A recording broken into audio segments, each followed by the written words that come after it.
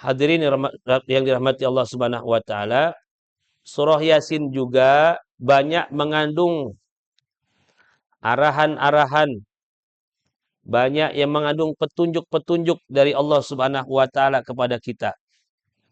Di antaranya kita tadaburkan 3 ayat saja dari ayat-ayat yang terdapat di surah Yasin yang biasa kita baca. Yaitu di ayat yang ke-60, 62, 60 sampai 62. A'udzu billahi minasy syaithanir rajim.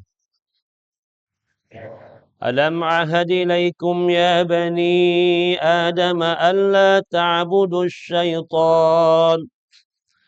Innahu lakum aduwwum mubin. Wa an i'buduni hadza siratun mustaqim. ولقد أضل منكم جبلا كثيرا أفلم تكونوا تعقلون. Allah, itu apa Pak? Afalam takunu ta'qilun.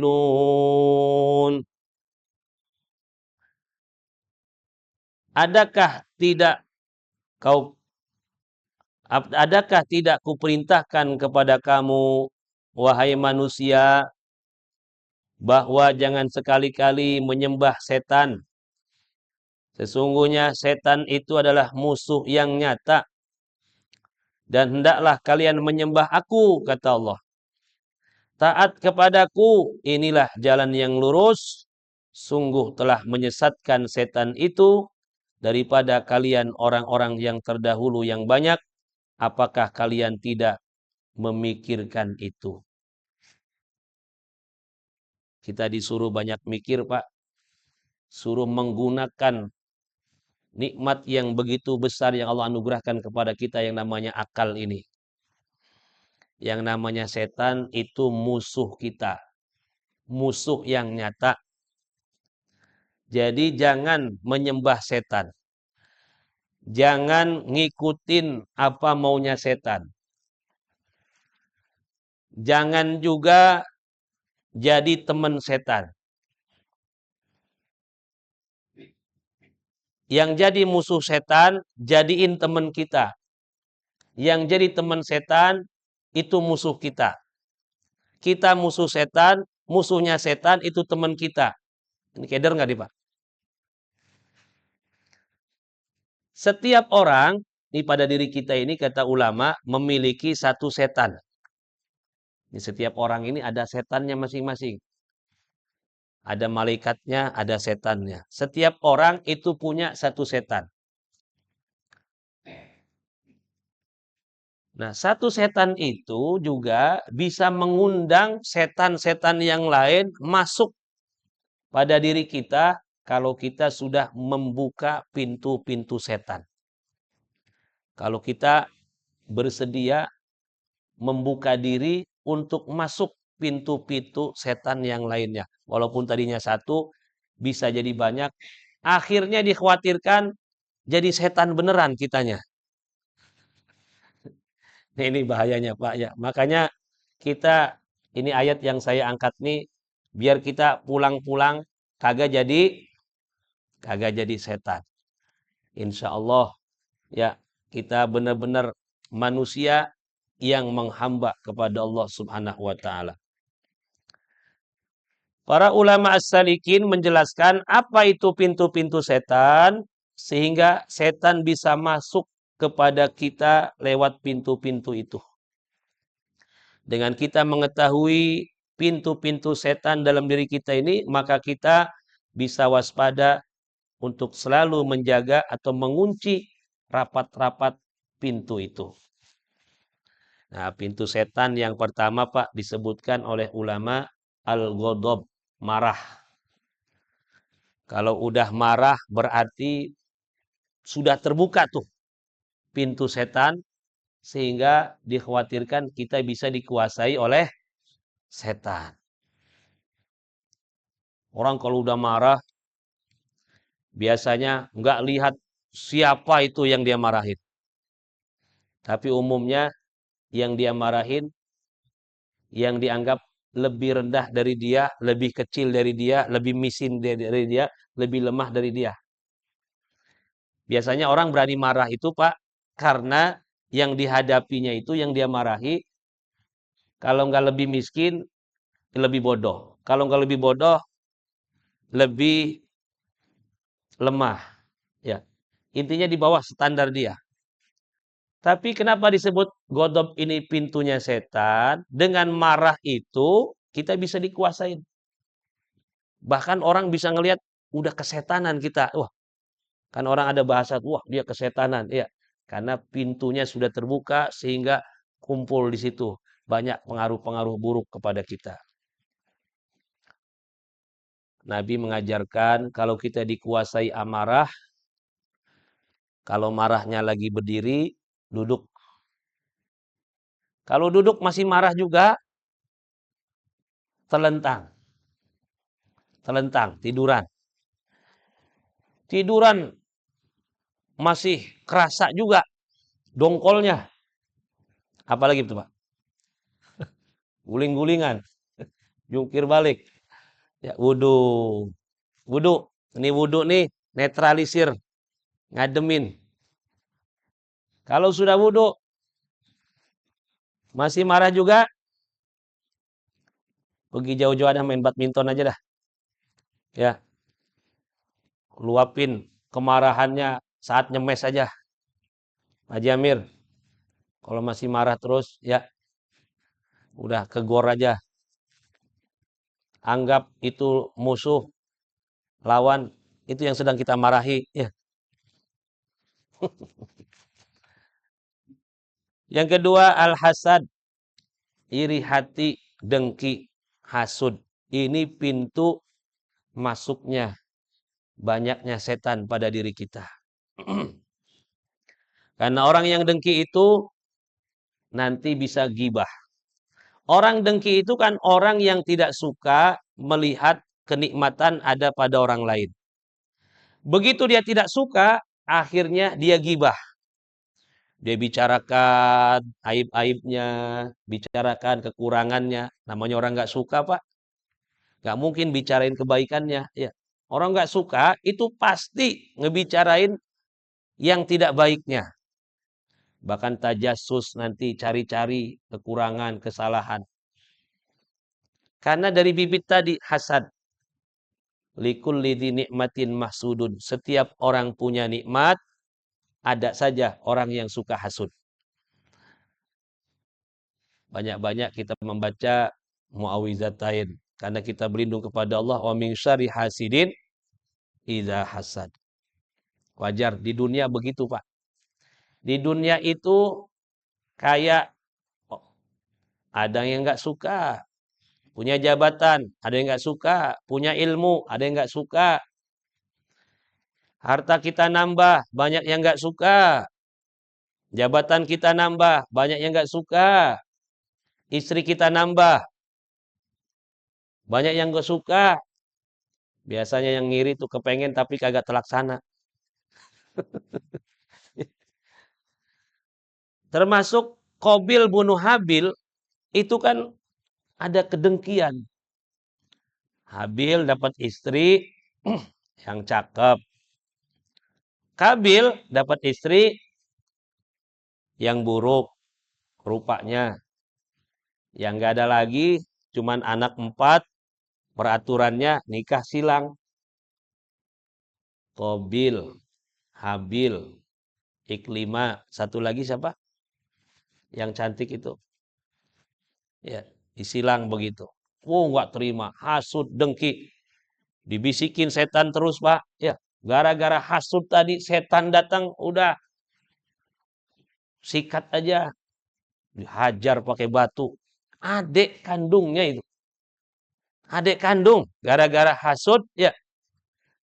Itu akhirnya masuklah setan-setan yang lain menguasai dirinya sehingga gelap mata, gelap hati, adik kandungnya sendiri dibunuh. Makanya kita nih punya anak, Pak, hati-hati. Jangan muji salah satu di depan anak kita yang lain. Takutnya dia jadi hasud. Itu harus dijaga. Kalaupun yang satu agak kurang pinter misalnya, yang satunya kakaknya pinter, jangan dipuji-puji di depan adiknya, apalagi dibanding-bandingin. Ya. Itu takutnya ada bibit hasut.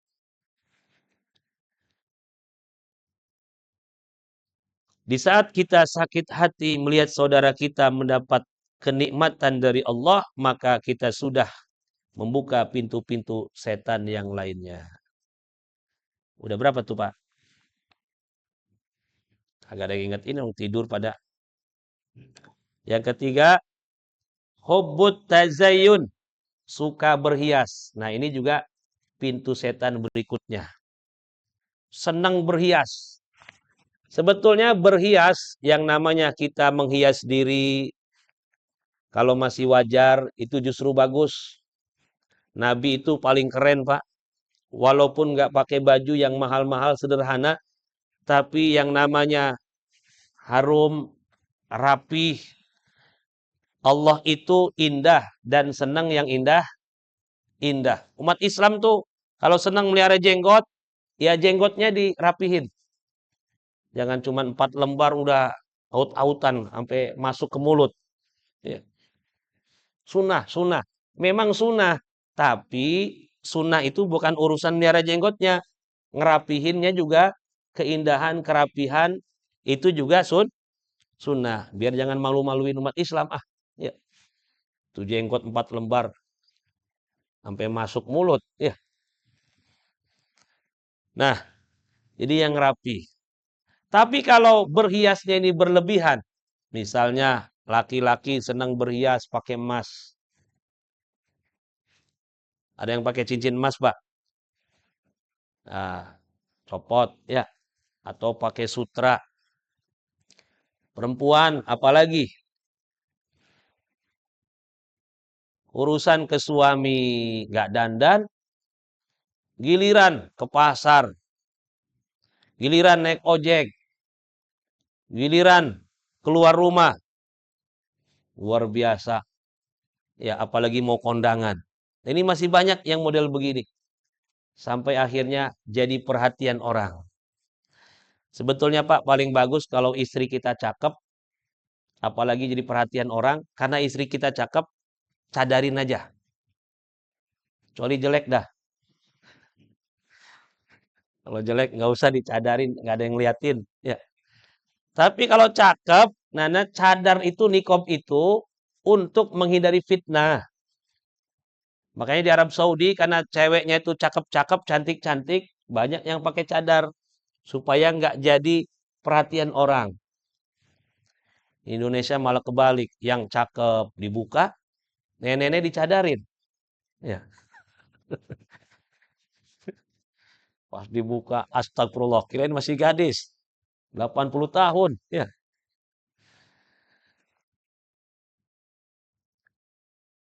Kemudian kadang-kadang orang saking pengen penampilannya terlihat keren terus,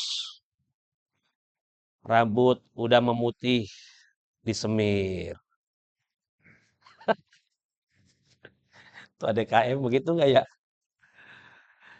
Rambut putih, kalau dibiarin memutih, kemudian ngambil iktibar, pelajaran, jadi taat, jadi rajin ibadah, itu nanti jadi cahaya di yaumil kiamah. Itu ada hadisnya Pak Ji. Uban-uban itu ya nanti jadi pelita-pelita dari cahaya di yaumil kiamah. Orang yang mengambil pelajaran dari ubannya itu. Dibiarin karena kalau kelihatan muda takutnya hubud dunianya kenceng. Tapi kalau kelihatan tua putih begitu, saya setiap ngaca jadi ingat kuburan. Jadi ingat malaikat Israel, ya. Jadi tambah takwa. Nah, yang begini nanti jadi pelita-pelita. Tapi untuk taat maksudnya, jangan ngandelin uban doang. Eh, ngandelin uban putih, sholat enggak, ngaji enggak, ya. Wah, kayak begitu mau digedik sama malaikat. Ya. Atau ibu-ibu tuh kadang ya alis dikerok. Itu pintu setan itu. Mulai dari situ tuh. Karena terlalu kepengen jadi perhatian. Kepengen kelihatan cantik, dipuji orang. Alis dikerok. Berhubung alatnya lagi nggak ada, yang ada spidol. Pakai spidol. Pas kondangan. Kondangannya, kipas anginnya mati. AC-nya kagak ada. Gerah, Pak. Orang gerah kan begini-begini. Ya, dia nggak sadar spidolnya acak-acakan, lumer. Pulang-pulang cemong. Tuh, gara-gara ngebelain apa? Ngebelain ya berhias. Sewajarnya aja lah, apalagi kita sudah punya istri. Ya. Baik, yang keempat, tomak karena tamak, karena serakah. Ini serakah ini pintu setan. Dikuasainya kita oleh setan kalau sudah membuka pintu tamak. Orang yang tamak, orang yang tidak merasa cukup dengan yang ada.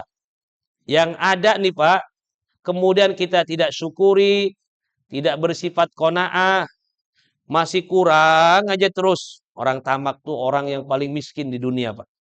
Walaupun sudah triliunan, tapi kalau merasa kurang terus, itu namanya orang miskin. Udahlah nggak mau memberi dan merasa kurang terus, yang ada tidak disyukuri. Itu namanya orang tamak. Gara-gara tamak, akhirnya nipu orang. Gara-gara tamak, akhirnya korupsi. Gara-gara tamak, nggak mau kurban. Gara-gara tamak, nggak mau sedekah, nggak mau zakat. Ini kan sumbernya, pintunya adalah tamak. Yang kelima, al-ajalah. Tergesa-gesa, terburu-buru. Itu pintu yang kita buka, dimasukinya diri kita dikuasai oleh setan. Kalau kita punya kebiasaan terburu-buru, tergesa-gesa. Al-ajalah minas syaiton. Tergesa-gesa itu sifatnya setan. Dan itu bagian pintu setan. Wudu buru-buru, cep. Padahal sholat walaupun khusyuk, kalau wudunya nggak benar, sah apa nggak? Nggak sah. Ya. Doa buru-buru. Ya. Jauh dari kehusuan. Enggak hudurul kolbi. Akhirnya kesempurnaan ibadahnya hilang. Sholat buru-buru. Ya. Ini jangan tergesa-gesa Pak. Jadi yang tenang, yang tumak ninah. Wudu tumak ninah. Sholat tumak ninah. Doa tumak ninah. Sedang aja. Terlalu lambat jangan. Ya. Terlalu cepat juga jangan. Tumak ninah. Kecuali dalam 5 hal. Illa fi khamsati mawadi'a. Nah itu boleh. Kita buru-buru. Di antaranya apa? It'amud dhaib idza nazala. Menjamu tamu kalau sudah kedatangan tamu. Buru-buru suguhin tamu. Tamu diajak ngobrol 2 jam. Air putih aja kagak keluar. Nah ini menunjukkan orang tersebut kurang sempurna imannya kepada Allah. Karena mangkana yu'minu billah wal yawmil akhir falyukrim dhaifahu. Menyolatkan jenazah apabila sudah mati. Kalau sudah mati, buru-buru disolatin. Nah itu boleh, buru-buru disolatin. Kalau udah mati, kalau belum mati jangan buru-buru disolatin. Ya Pak. Kemudian yang ketiga apa? Menikahkan anak perempuan jika sudah balik, sudah punya calon pendamping yang cocok, apalagi yang soleh. Buru-buru nikahin. Jangan sampai nikah lari, capek. Ambil nikah sambil lari. Kemudian waqadadzain idza wajaba. Bayar utang jika kita sudah punya kemampuan untuk membayar utang. Dan wa minadz dzunub idza farata. Dari dosa.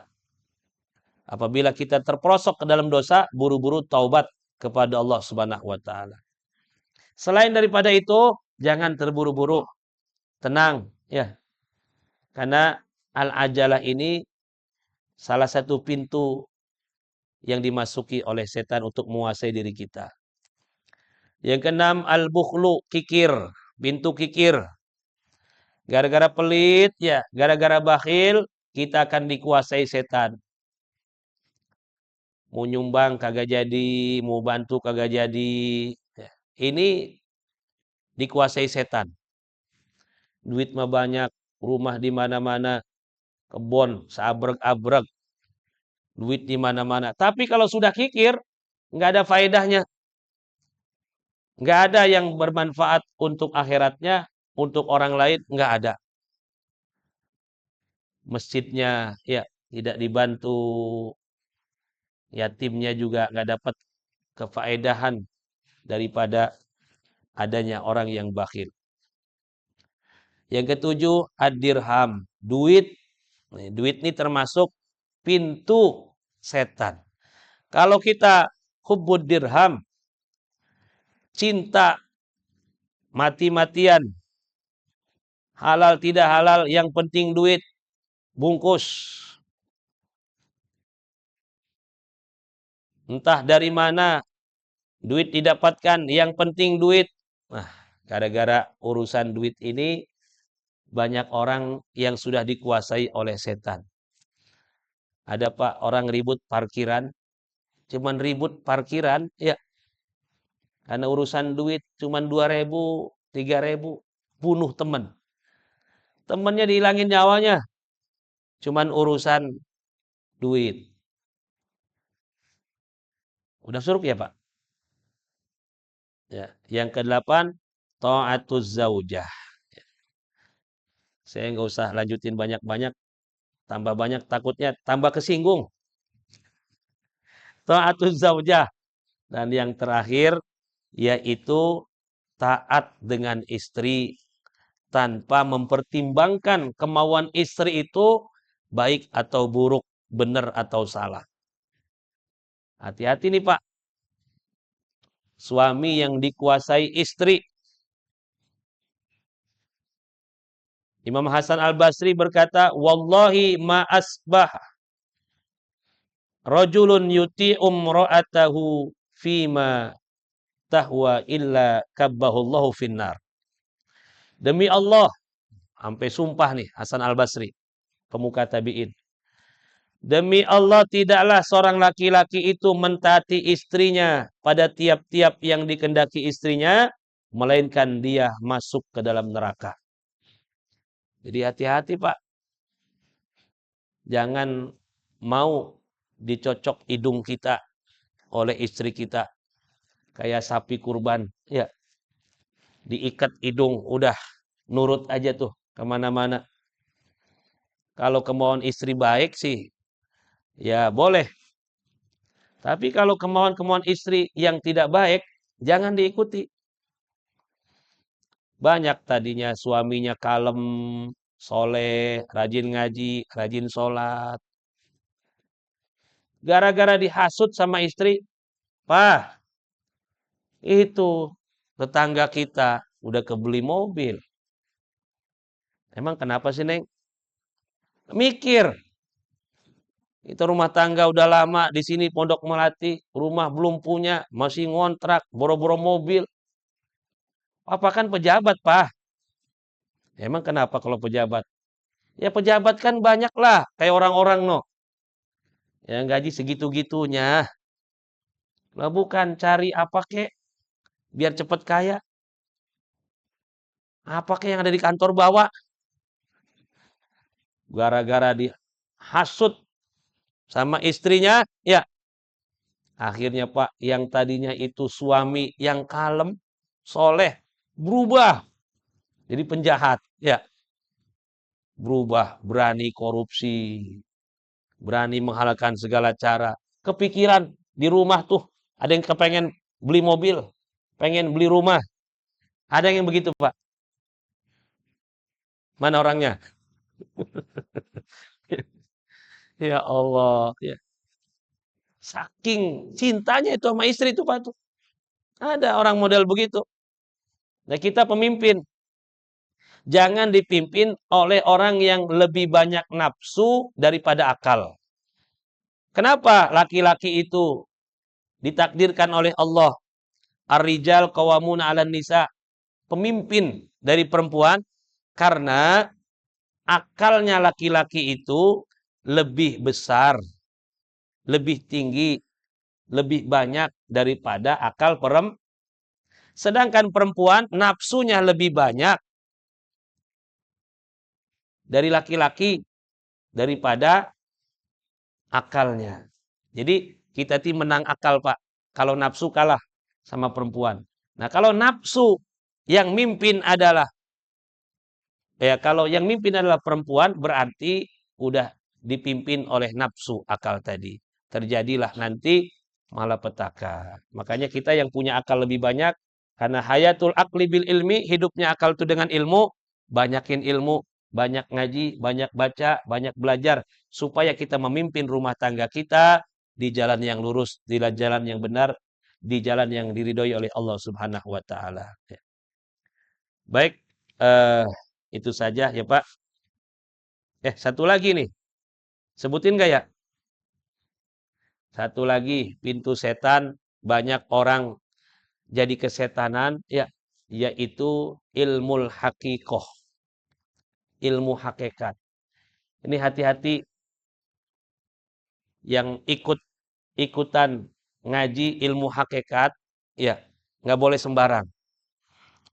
Sebab untuk ngaji ilmu ma'rifat, ngaji ilmu hakikat, torekot, ini butuh ilmu-ilmu penunjang yang lain. Kalau belajar sifat 20 aja belum tuntas. Belajar asma Allah belum tuntas. Ma'rifat bil asma, ma'rifat bil af'al, ma'rifat bil irodah belum tuntas. Tijanud darori belum tuntas. Belum kenal apa itu tijan, nurut dulam, doharut tauhid belum. Risalah kusyairiyah, macam-macam belum dikaji. Ini banyak orang yang tersesat. Ujung-ujungnya khawatirnya ya ada orang ngaji hakikat nggak pakai syariat. Ngeremehin orang yang bersyariat. Usah pakai sholat, yang penting eling. Daripada sholat kagak eling, kagak sholat dia. Saya walaupun nggak sholat, eling saya. Ingat Allah tuh ada. Saya nggak berani nyolong. Saya nggak berani nyuri. Noh, yang sholat, noh, pada korupsi. Ini benar nggak kayak gitu, Pak? Nggak yang modal begitu, benar nggak? Ini ada yang jawab benar katanya. Jangan-jangan nih. Ya. Jadi bagus, Pak, kalau kita ngaji bukan hanya ya syariat saja, tapi toreko, hakikat, tapi yang tertib ngajinya, nggak sembarang. Kalaupun ada mursyid, telaah dulu. Ini jangan mursyid dan sembarangan ini. Ini orang pernah ngaji nggak? Kitab-kitab ini, kitab itu, kitab ini, kitab itu. Kalau enggak bahaya. Apalagi ada yang ngajarin, lu kalau zikir ingat saya aja pokoknya. Udah, nanti tanggung jawab saya ke Allah. Yang digambarin, yang dibayangin gurunya. Ya, nah itu hati-hati Pak. Jangan mau gampang dibaiat. Saya yang model begini Pak, mohon maaf kenapa berani ngomong begini, karena saya pernah ngalamin. Saya tuh dulu pernah pengen tahu aja. Ada murid-muridnya banyak. Saya pengen tahu. Ikut dibaiat. Ikut dibaiat saya. Syahadat dulu dan apa. Saya ikut dibaiat waktu itu pernah. Tapi saya perhatiin, loh, mursidnya ini baca Yasin aja berantakan. Gak pakai tajwid. Ilmu ini awam, ilmu itu awam. Wah, ini mah bahaya. Udah saya keluar. Begitu saya keluar, nggak ngaji-ngaji lagi, nggak ikut lagi. Murid-murid yang lain banyak yang ikutin. Ustaz Ridwan aja kagak lagi tuh. Jangan. Saya akhirnya dituduh, diserang. Diserang begini, nggak adab sama mursyid. Ya, kualat nanti, begini, begitu. Jadi begitu. Padahal kita pengen tertib. Karena syariat tanpa hakikat itu nanti bisa apa Pak? Fasik. Ya. Hakikat tanpa syariat bisa zindik. Orang-orang zindik ini bibitnya dulu di zaman Nabi juga ada. Dia puasa tiap hari. Banding-bandingin. Engkau kan Nabi. Saya bukan Nabi saja. Puasa tiap hari. Saya ninggalin anak istri. Masa Nabi masih kawin. Masih makan. Ya. Nah itu nanti begitu modelnya. Makanya Nabi mengatakan. Siapa yang tidak mengikuti sunnahku. Maka bukan termasuk golonganku. Ya, an-nikah sunnati faman rogiba an sunnati falaysa minni. Nikah sunnahku. Siapa yang tidak mengikuti sunnahku, maka bukan termasuk golongan kami. Jadi hati-hati ya, kita tetap pakai ilmu. Ibadah itu harus ikhlas supaya diterima. Ibadah itu harus pakai ilmu supaya benar. Ibadah itu harus sabar supaya tenang. Insyaallah mudah-mudahan kita semuanya dalam bimbingan Allah Subhanahu wa taala. Sebetulnya masih banyak yang mau dibahas termasuk siapa itu musuh setan, siapa itu teman setan. Karena keterbatasan waktu ya walaupun tidak tuntas, yang penting pulang kita jangan ada yang jadi setan. Jangan juga jadi temannya setan. Sepakat ya Pak? Insya Allah. Demikian kafaratul majlis. Subhanakallahumma bihamdika. Asyhadu an la ilaha illa anta astaghfiruka wa atubu ilaih. Assalamualaikum warahmatullahi wabarakatuh.